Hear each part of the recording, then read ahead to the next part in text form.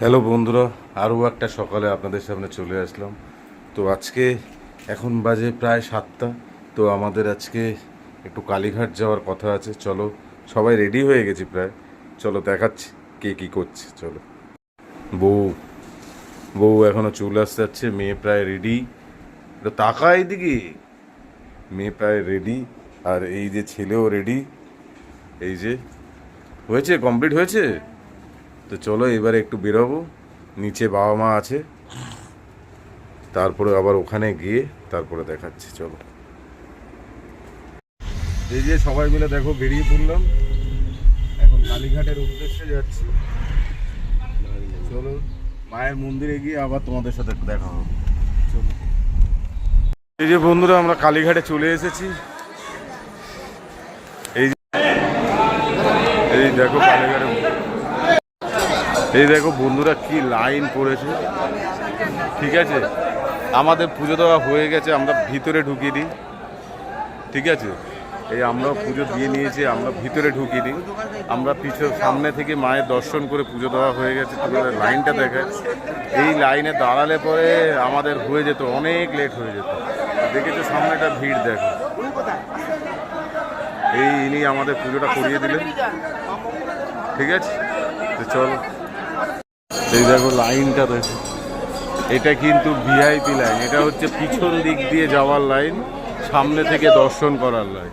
এটা কিন্তু main line নয়। এই লাইনেই আমরা পুজোটা দিয়ে বেরিয়েছি। আরেকটা আছে ভিআইপি লাইন। তোমাদের পুরো এই যে এই লাইনটা দেখো কোথা থেকে ঘুরেছে, বিশাল বড় লাইন।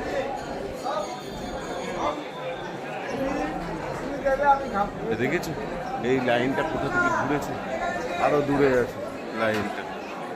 ঠিক আছে, চলো পুরোটাই তোমাদের সাথে শেয়ার করলাম। চলো টাটা।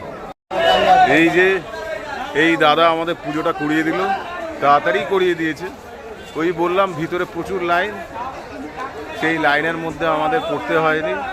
আমরা পিছন দিক থেকে মায়ের দর্শন করে পুজোটা করিয়ে দিল। আপনার দোকানের নামটা কি?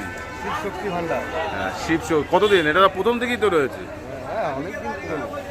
ঠিক আছে, তো তোমরাও আসবে, ইনি খুব ভালো। ঠিক আছে, টাটা। বন্ধুরা পুজো দেওয়ার পরে সবাই টিফিন করতে বসেছে। এরা খাবে হিঙের কচুরি, আসছে, এদের প্লেটটা এখনো আসেনি। এটা হচ্ছে মন্দিরে ঢুকতেই সামনে একটা প্রিয়াঙ্কা স্টোর্স বলে একটা দোকান আছে। দোকানটা দেখো, মোটামুটি এই সকালবেলাও বেশ ভালোই, সবাই পুজো দিয়ে ফেরার সময় খেয়ে যাচ্ছে। তো আমি আর বাবা খাবো না, আমি আর বাবা রাস্তা থেকে ডালপুরি খেয়ে এসেছি, ওটা আমার ফেভারিট। তো চলো ওদের হিঙের কচুরিটা আসুক, তারপরে দেখাচ্ছি। এই যে এদের হিঙের কচুরি পড়ে গেছে, এই যে খাওয়াও শুরু করেছে।